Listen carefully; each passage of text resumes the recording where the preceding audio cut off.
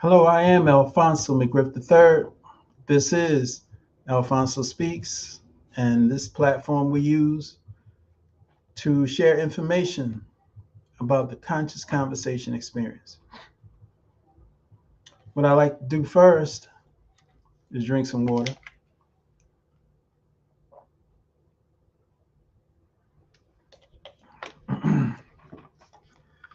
and let you know about the Taste of the Caribbean Arts and Culture Connecticut Inc. presents Hartford, Connecticut's Taste of the Caribbean Jerk Festival this Saturday, August 1st, at the riverfront. You want to try to come on out and have a good time?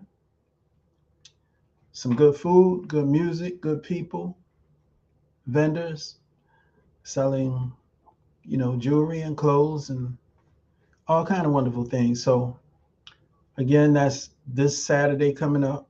Taste of the Caribbean Arts and Culture Connecticut Inc. presents the Hartford, Connecticut's Taste of the Caribbean Jerk Festival, Saturday, August 1st, down at the riverfront.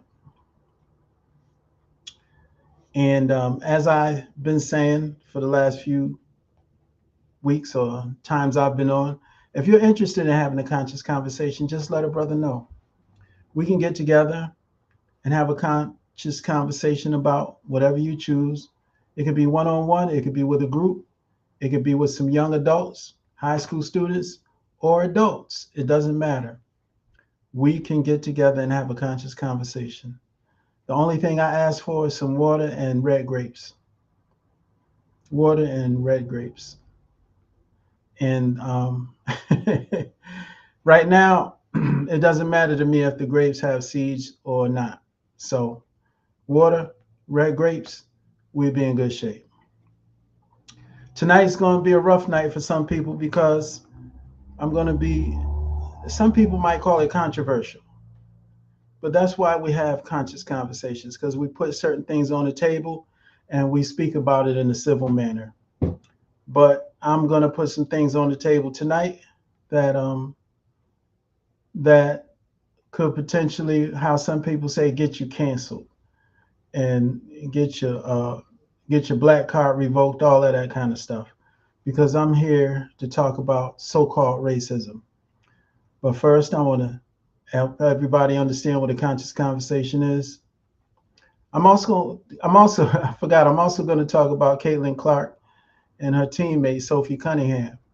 So, yes, it's going to be a few things I'm going to chat about tonight. And I would like for people to keep an open mind and try to understand me as opposed to having an emotional reaction to anything that I might say. So, the conscious conversation experience is a collaboration and movement that chooses love and enlightenment.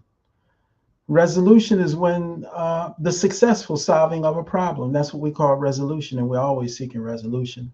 I am here to help myself and people around the world transform conflict into conscious conversation that leads to understanding, resolution, and enlightenment.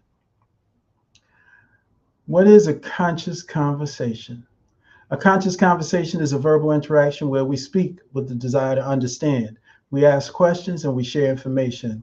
We take responsibility for our thoughts, words, and actions and control our prejudices and emotions, which, if left unchecked, will disrupt the goal of having a conscious conversation. The strength of a conscious conversation is its ability to inspire rather than manipulate. Ultimately, the conscious conversation experience is a pathway to understanding, resolution, and enlightenment.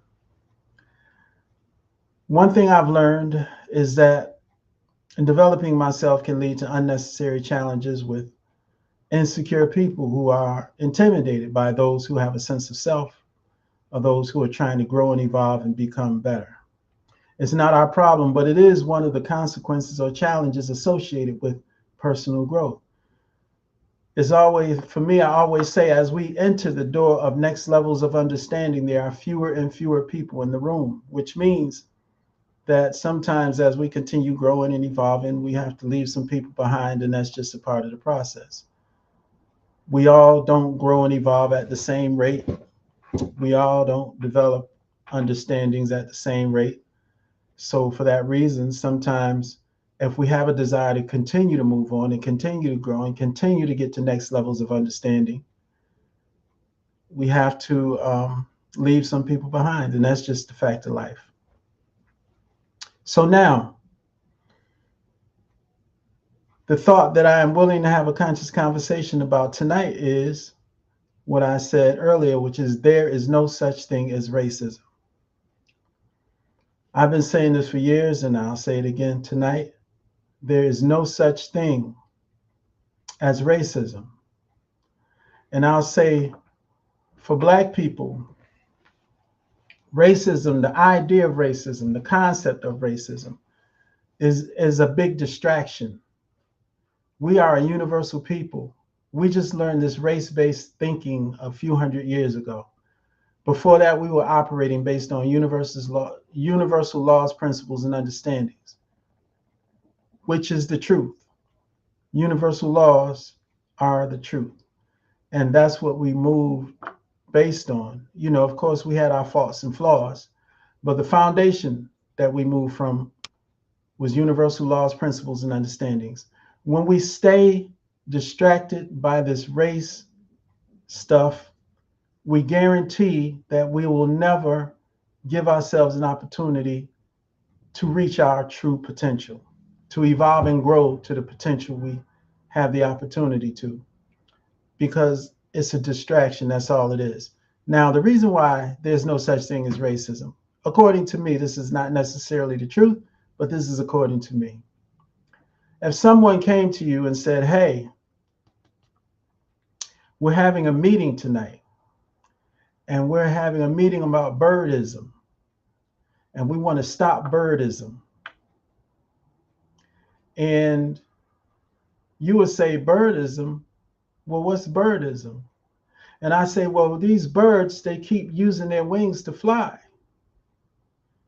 You would look at me kind of crazy, like that's the nature of birds. How are you going to stop birdism? Birds use their wings to fly. Well, I feel the same exact thing about racism. Birds using their wings to fly is the nature of the behavior of birds. If you came to me about a meeting about stopping racism, I would say, well, why? And you would say something about race and racial injustice and all of those kind of things. And I would say, well, those people who participate in that behavior, that's their nature. It's the nature of their behavior. Anybody who participates in what you identify as racism is operating based on their nature. So you can't change the nature of anything. Whatever the nature of that is what it's going to be about and what it is. So this idea of fighting against racism and stopping racism and ending racism, I would like to challenge any Black person to tell me when racism didn't exist, when we were living among and operating with so-called white people. When did racism not exist? And what is the motivation for thinking racism can be stopped when in my entire life, what people identified as racism has always been here? It doesn't matter how many acts that you go through, legislation. It doesn't matter how many laws that have been created. It doesn't matter how many rules or regulations or anything. It doesn't matter what man has done to so-called end racism. Racism, as it is described and explained, is alive and well. Now, when I think in terms of racism, the racism I'm talking about, if I'm talking about racism, I'm talking about the idea that a group of people will use every resource available to them to stunt the growth of another group of people in every way possible simply because of the color of their skin. They will create rules. They will create laws. Like back in the day, this guy, Billy White Shoes Johnson, used to do this dance and split and have a football celebration. And they outlawed football celebrations, touchdown celebrations. When Kareem Abdul-Jabbar went to college, as soon as he got to college, they outlawed dunking. And so these are the kind of things people would identify as racism. I identify it as the nature of the behavior of a people who participate in this type of behavior. Now, the reason why it's so important to see the difference between so-called racism and the nature of the behavior of something, if you know it's the nature of the behavior of whatever it is, then you don't go into denial about the behavior. If you know it's the nature of the behavior for birds to use their wings to fly, then it makes no sense to be in denial about the fact that birds use their wings to fly, because it's their nature. So when you accept the behavior of so-called racism as the nature of the behavior of those who participate in that, then you won't waste, or for me, I won't waste my life or my time trying to change the nature of the behavior of anything.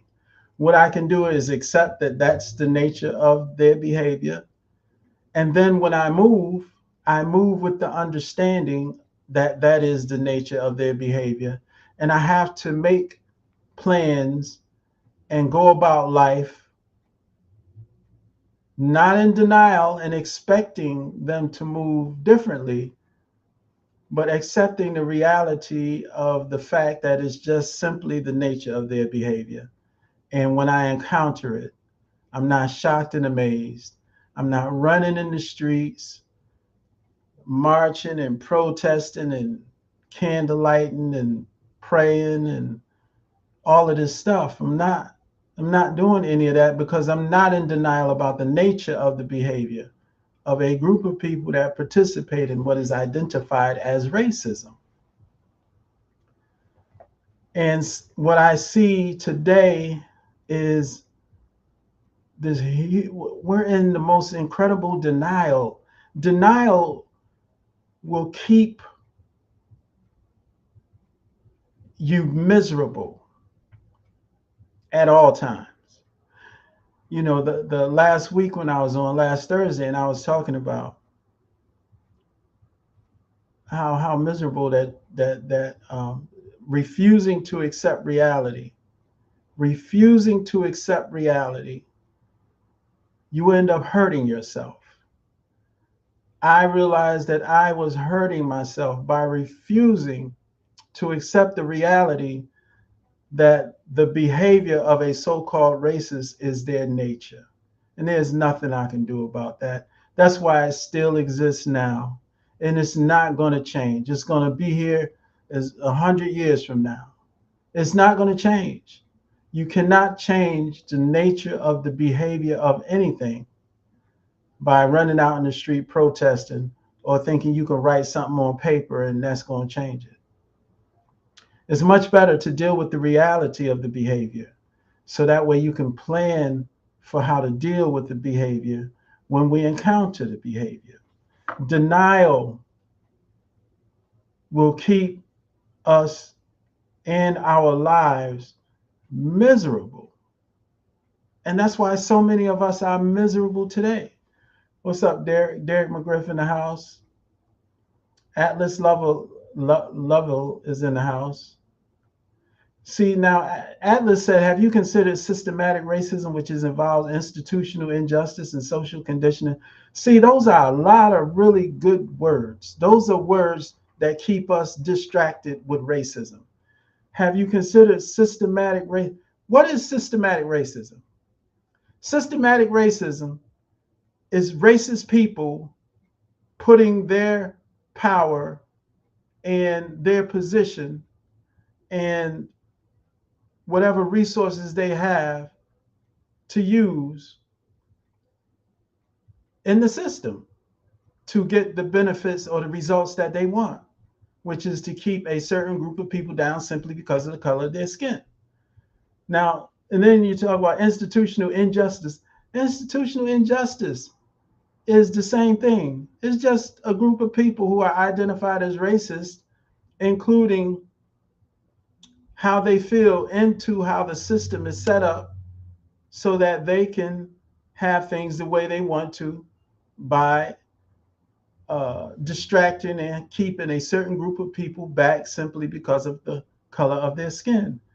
We have all of these really important these words and all of this stuff. What do you call it?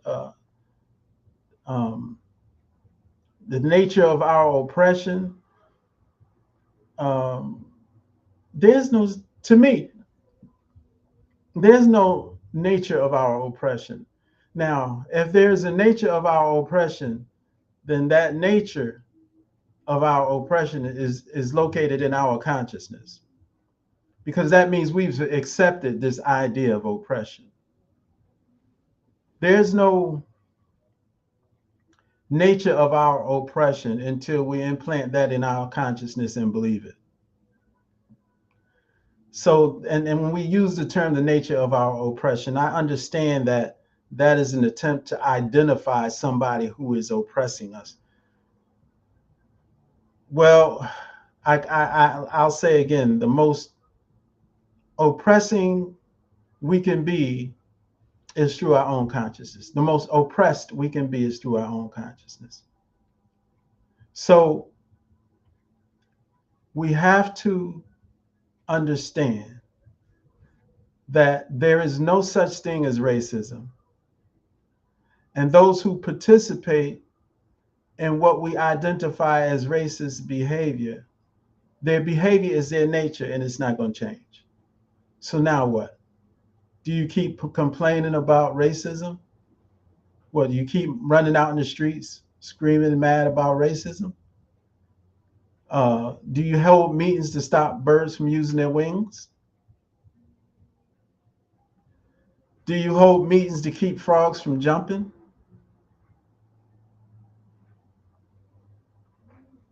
The nature of the behavior of a people is not racism, it's the nature of their behavior.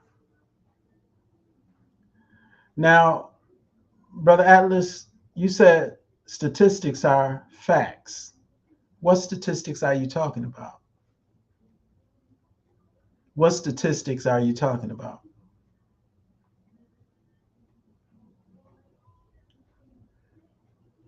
And again, I can only share it based on what makes sense to me. There's no statistic that can make birds using their wings to fly birdism that needs to be stopped. There's no statistic that can say frogism needs to stop because it's the nature of frogs. Now, Atlas, you moving the goalposts. Now you're talking about black men in prison. You're talking about single parent households, income disparities. You're using a lot of stuff and words that if we believe in, we'll oppress ourselves. So, for instance, when you say black men in prison, I personally believe most of us that are in prison because we made bad decisions, not because somebody was racist against us. Maybe the so-called racists use their position of power to maybe give us more years or more punishment because of their nature. But we put ourselves in the position to be under their yoke in order to do that with the decisions we made. It's like If somebody wanted to infiltrate where I live with guns and cocaine, right? And they left these guns in the front yard where I live, and they left cocaine. They left 10 pounds of cocaine in the yard where I live. There is nothing somebody can do to make me choose guns and cocaine. Now, I understand that we're all different, and I also make bad decisions too. But we have to focus more on our decision making than we focus on what the man trying to do to oppress us. That's how I see it. Our decision making has to improve. But we're so focused on all of these income disparities. Listen, if you remember the Monopoly game, those people that control this country were playing Monopoly for 150 years. And then they said, okay, you can play. And they owned all of the houses, the hotels, the land, the railroads. They owned the prison. They controlled the banks. They had control of everything, and they let us play. So everywhere we landed, we were catching hell. Um, Income disparity has been in place since the country was set up. When we didn't get to participate in the historical origin of the natural resources and the full setup. We didn't even participate in creating the Constitution of the United States of America. That was created by somebody else. So the idea of income disparities, that's been in place since the historical origin of this country. But again, all of these fancy terms and names and whatever that is, it doesn't change the fact that we can make better decisions and put ourselves in better positions. And we are so incredibly brilliant that there's not much they can do to stop us from taking full advantage of how this whole thing is set up. The universal approach to life is such that we have to understand the reality we're in. It's no different than being in the forest. We can be in the forest and it's lions and tigers and bears. They're not being racist. They're being what they are. They're operating based on the nature of their behavior. And those lions and tigers and bears and snakes and poisonous plants that we might eat and all of the other dangers associated with that forest represent the nature of that forest. And of course, anywhere we live, any environment we live in, it's going to have challenges associated with it as well. And we have the wherewithal and the sense and the brilliance to overcome the challenges once we decide what we want and then make the setup serve our best interests. If we're in the forest, we look around, we learn as much as we can about the forest, we decide what we want from the forest, and then we figure out how to make the forest serve our best interests. That's a universal approach to life. That is the foundation of what people identify as freedom. We can be in prison and we can look around and understand how the prison works. And based on how it works, decide what we want while we're there. And then figure out how to make the prison serve our best interests.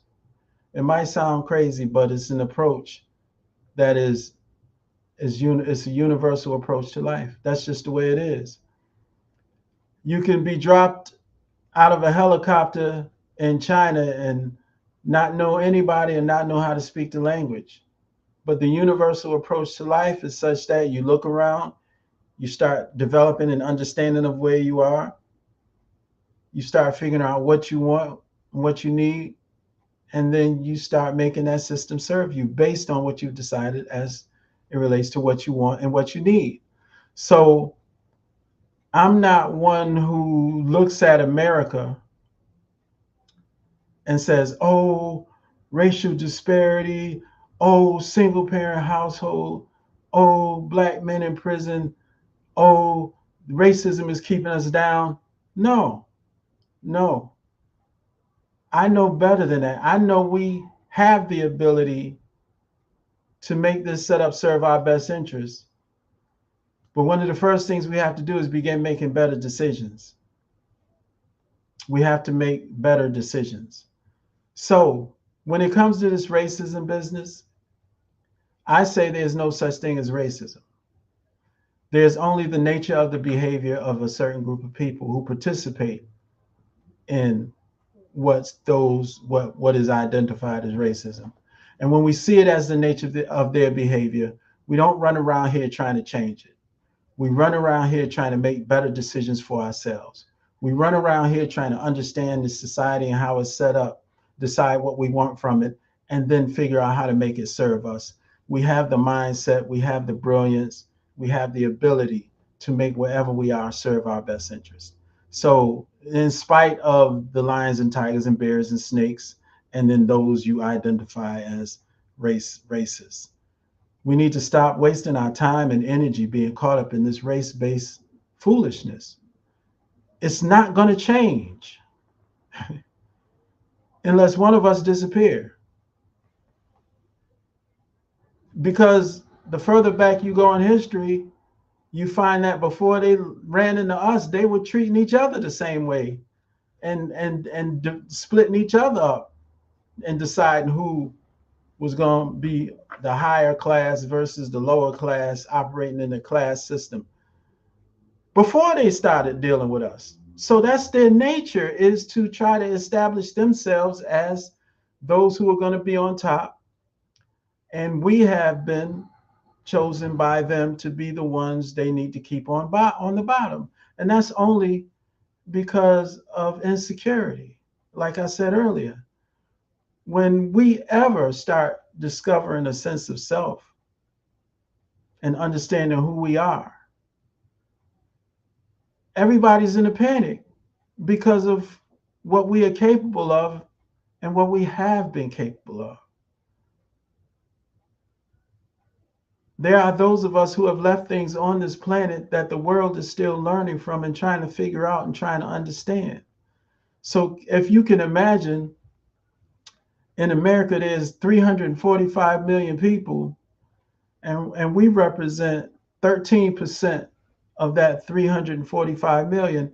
Even just 13% of us, if we began tapping into our true potential, this whole thing would be different.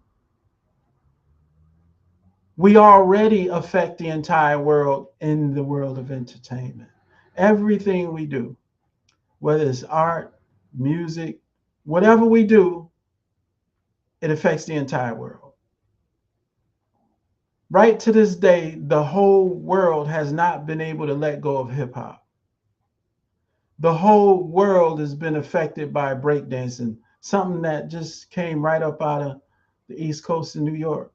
Hip hop, the same thing. The whole world, everything we do. Back when Barry Gordy was doing his thing, Motown, when they went to Europe, all of the groups that came from Europe after that were influenced by Motown.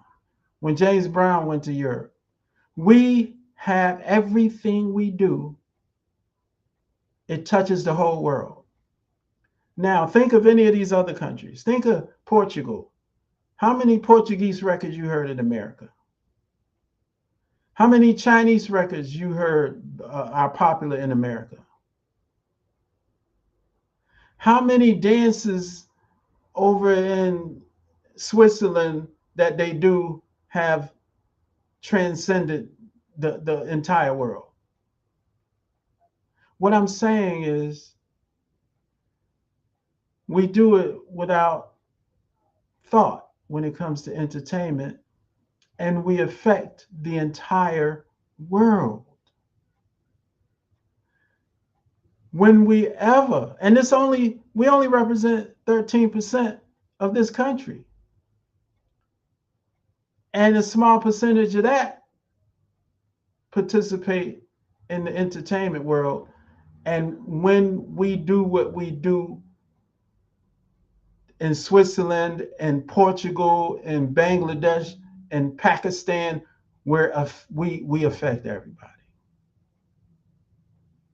They got rappers in Pakistan. They got rappers in Switzerland. They got rappers in Bangladesh, Portugal. They got rappers in Ireland. They got breakdancers in all of those places. Everything we do in the entertainment world, we affect the entire world. Now, the interesting thing is it's an entertainment only because we make people billions and trillions of dollars. But we have the brilliance and the ability to do the same thing in any area we touch. And we have to stop being distracted by this race-based stuff. It's just a distraction. And it keeps us from ever tapping into our true potential. Now, I want to talk about this Caitlin Clark thing. And I'm going to go back to denial.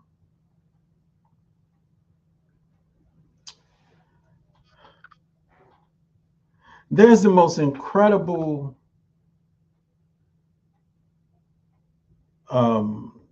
denial in the WNBA.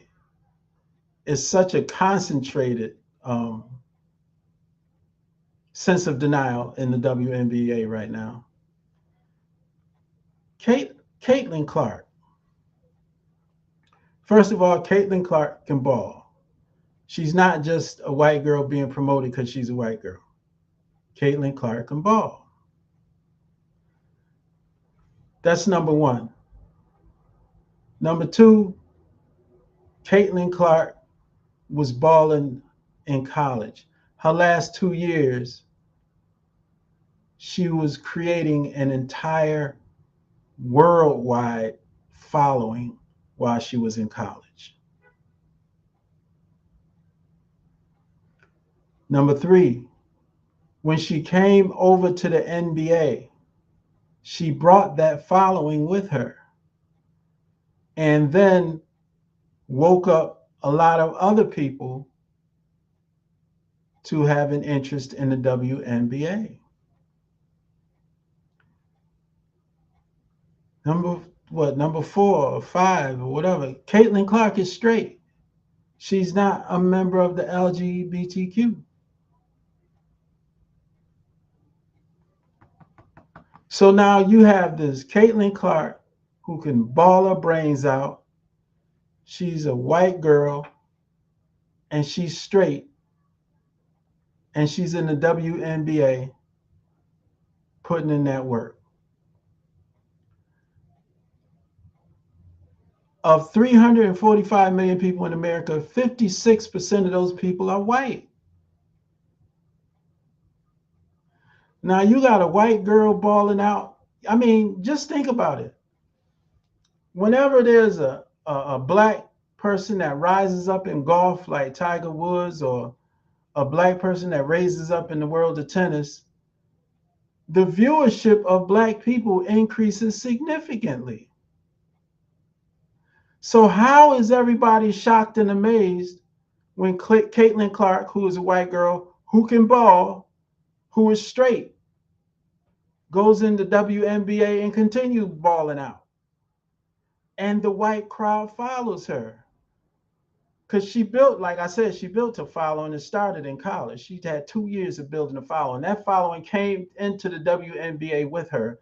And then when they saw her being the exception in a mostly black, female, gay-dominated basketball league, to me, that's no different than Tiger Woods dominating the golf course or Serena Williams dominating tennis. How can you be in such denial to hate the fact that this is happening with this girl? It's natural for it to happen. 56% of the people in America are white, and she's a white girl, and she's straight. She's not gay, and she could ball too. How do you hate that? That just doesn't make sense to me unless you're just in an extreme denial. Uh, all of these sisters put in all of this work to develop that league, yes, and not one of them brought the kind of crowd Caitlin Clark did. Not one. And they were all nice and they great ballers and all of that stuff. But none of them brought the kind of crowd Caitlin Clark. Even the rookie, that sister, that's I can't think of her name, but I think she's gonna be rookie of the year. She'd be balling out.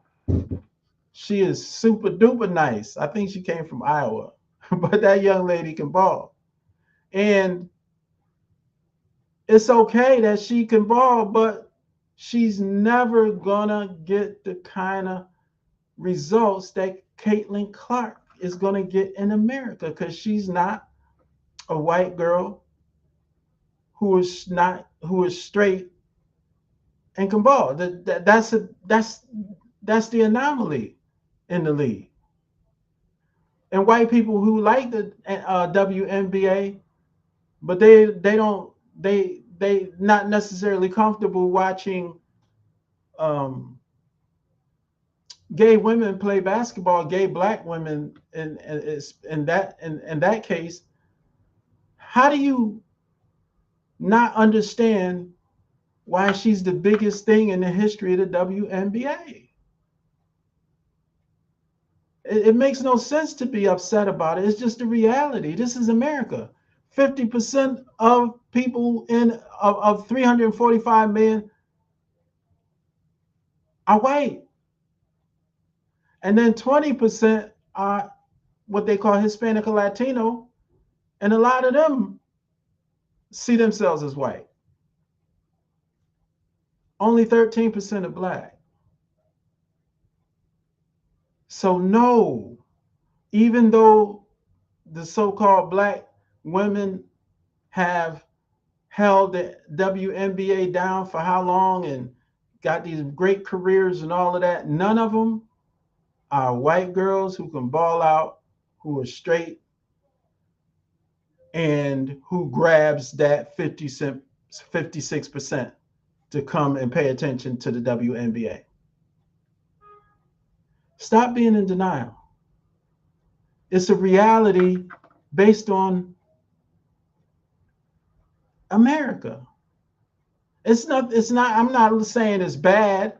I'm not saying it's bad that because I don't say it's bad when a high percentage of black people voted for Obama. Obama ran for office as he ran as a black man. And I'm not sure how many black people I know that didn't vote for him outside of me, but yes, a high percentage of black people voted for Obama. A high percentage of black people supported Tiger Woods. A high percentage of black people supported um, the sisters in tennis. So how are we shocked and amazed when a high percentage, and they're at 56%, high percentage of white folks support Caitlin Clark? Yes. Come on, man. How's she just gonna jump in the league? She jumped in the league and had people flying move people from flying regular seating to flying in private jets in 1-2 years. She moved contract negotiations from a few hundred thousands up into the millions. She did that with those who came into the league, supporting the league because of her existence. And it's only natural for a large percentage of white folks to support Caitlin Clark. No different than, like I said earlier, a large percentage of white folks supporting the Williams sisters, supporting Tiger Woods, supporting whoever, supporting Obama. And you can't tell me black folks didn't think black folks put Obama in office, even though we only represent 13% of the population. But a high percentage, if you talk about out of that 13%, what percentage voted for Obama, is I bet you is up in the 90s. So how can we be tripping when a high percentage of white folks support Caitlin Clark? It's just real. You can't talk about what the other women did who pioneered the league. So what? You didn't bring in the money or the crowd. That's just real. That's how the business works. Even with her friend, Sophie Cunningham. Sophie Cunningham, how she get a sneaker deal, and her look at her statistics and this, that, and the other. No, Sophie Cunningham, she got a sneaker deal because she openly defended Caitlin Clark in front of that high percentage of white folks. And somebody in marketing said, these people will support Sophie too. It's about money. It's about business. She doesn't even have no statistics. She didn't even make this team. She didn't. It's about money. So Caitlin Clark's crowd supported Sophie for defending Caitlin. Now she has her own basketball shoes because it's about money. All of this other stuff people are talking about doesn't matter. We're talking about business. You can't be in denial. We can't live in denial. That's a guaranteed way to have a miserable life. And then this one-sided denial is really funny. It's like, I said it again, I'm going to say it again, and I done said it already. We act like we forgot that 90% of us was supporting Tiger Woods. And 90% of us was supporting Obama. And 90% of us was supporting Serena and Venus. And now when a high percentage of white folks support Caitlin, and the results show, and when she shows up in the stadium on a huge level, and the people who buy tickets and pay that money, why are we mad? Why are we shocked and amazed? We were just operating at 13%. Caitlin got 56% of the country, white folks, who, and a high percentage at 56% is supporting her. And they supporting Sophie Cunningham. So the people who are in business understand Sophie might not have the statistics. She might not be an all-star. She might not even be an Olympian. But Caitlin's 56% are supporting Sophie, and that means money. So Sophie got her own shoe. And it's a whole lot of sisters with higher average, better statistics, longevity in the league, all that stuff, who didn't get offered their own shoe. Know why? Because you don't have a high percentage of 56% of the people in the country supporting you. And we're just talking about in America. We didn't even talk about the people supporting Caitlin Clark throughout all over the world. We didn't talk about the people who support Sophie Cunningham because she supported Caitlin Clark and all over the world. We didn't even talk about all over the world. We're just talking about America. So I think that, number one, if we focused on ourselves, we'd be a lot better off. Number two, if we abandon this race-based thinking and got out of the race-based paradigm and the race-based distraction. Right now, they are at an all-time high trying to keep us preoccupied with race. And it's foolishness. It's pure foolishness. It's pure foolishness. Just because those people who operate based on race and they're operating based on their nature doesn't mean we have to choose to operate the same way.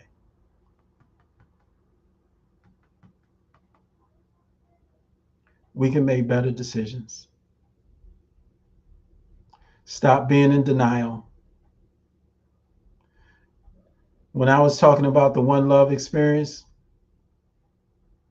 I talked about what love is. Love is first a full acceptance of self. Love is full acceptance of the entirety of reality and everything that's in it. Acceptance doesn't mean you agree with it or you like it, but acceptance puts you in the position to be able to come up with a plan on how to deal with it, rather than staying in denial and being miserable.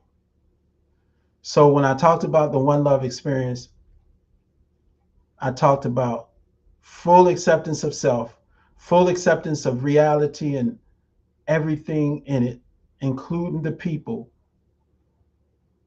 And then the 5 essential questions. Do I like myself? Do I love myself? Do I respect myself? Do I take full responsibility for myself? And do I know myself? That's where the love is located, in those 7 places together. That's where the love is located. And when we're involved in love that I'm talking about, with full acceptance and those 5 essential questions, that's the kind of love that keep us from hurting ourselves, keeping us from making emotional decisions, um, and keeping us from not thinking. We have to make better decisions. That's where it all starts.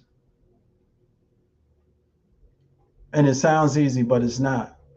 Because of the way it is in this society and this setup, we have to be conscious of every moment, or 10 minutes to slide by and we done messed up and grabbed them chocolate chip cookies. It can happen that fast. Can have all the greatest intentions in the world, and the next thing you know, you got a big bag of potato chips in your hand. So I'm saying we have a lot of work that we can do on ourselves rather than running around here trying to change what can't be changed. Understand what's happening with Caitlin Clark and Sophie Cunningham. Don't have an emotional reaction to it because you might not like it.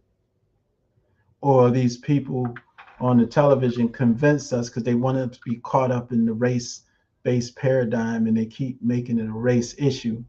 And then so now it's a white girl. Now she, look, but with all the sisters.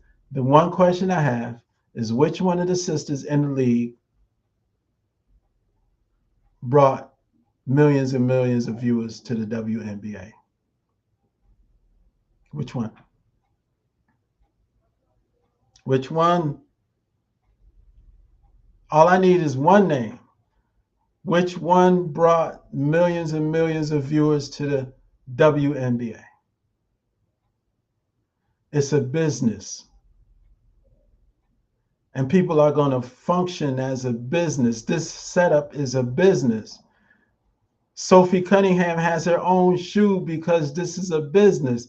Because she's a tall, blonde, decent looking girl out here, and she could play a basketball game and then that night go to a boxing match and be the ring girl because she's white and her looks, and they're at 56% of the population. Nobody care about her statistics. She has selling potential, marketing potential. Caitlin Clark, selling potential, marketing potential. sisters in the league that don't have their own shoes because they not bringing millions and millions of people to watch the WNBA. And that's real. It's nothing to be mad about. It's just a real reality associated with this setup. And like I said, we have done the same thing. When when one of us was involved and like I said, in these sports or that presidency, we came out in the highest possible numbers to support. And they're doing the same thing for Caitlin and Sophie. Don't get caught up in the foolishness. It's about business. Don't be in denial. Denial hurts. Denial is what hurts. Love doesn't hurt. Love is all good all the time because we're always making the best decisions for ourselves. And those two understandings about full acceptance and the 5 essential questions, and that is in, all of that is in my book. The Roots of Retreat, the Genesis of a Conscious Conversation. It's in the book.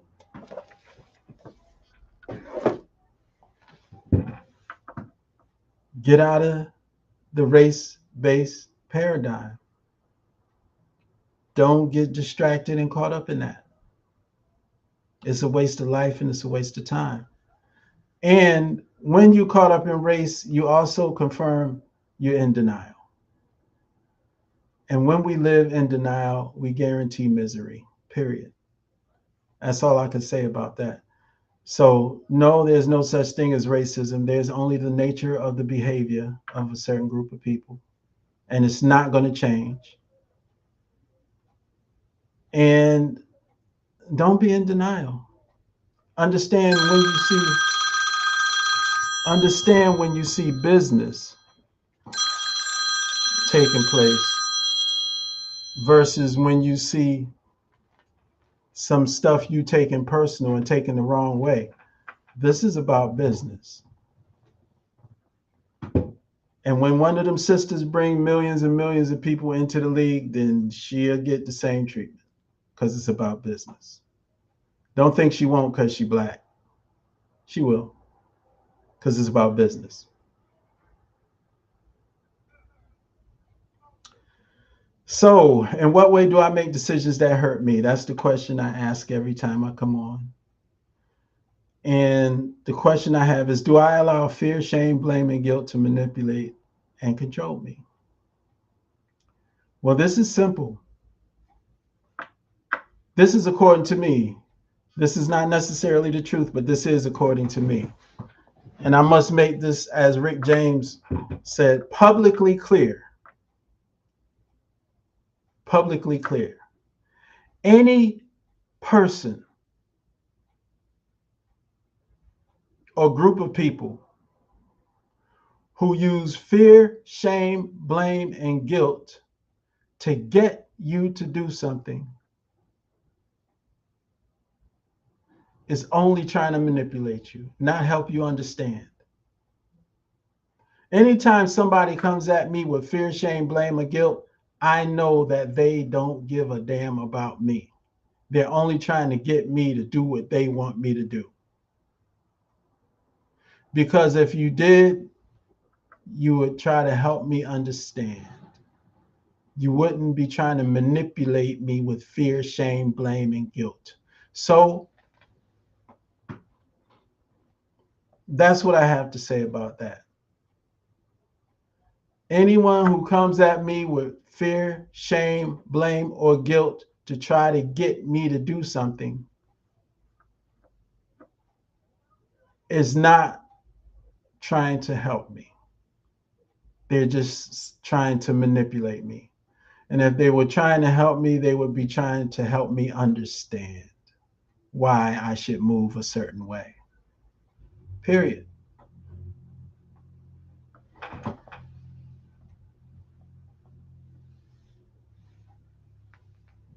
You could be doing anything right now in this very moment, and you chose to give me some time in your life. I do not take it for granted. I love you all, and I always will. And I will never give up on our people. Ever. We have to make good decisions, and we have to stay out of denial.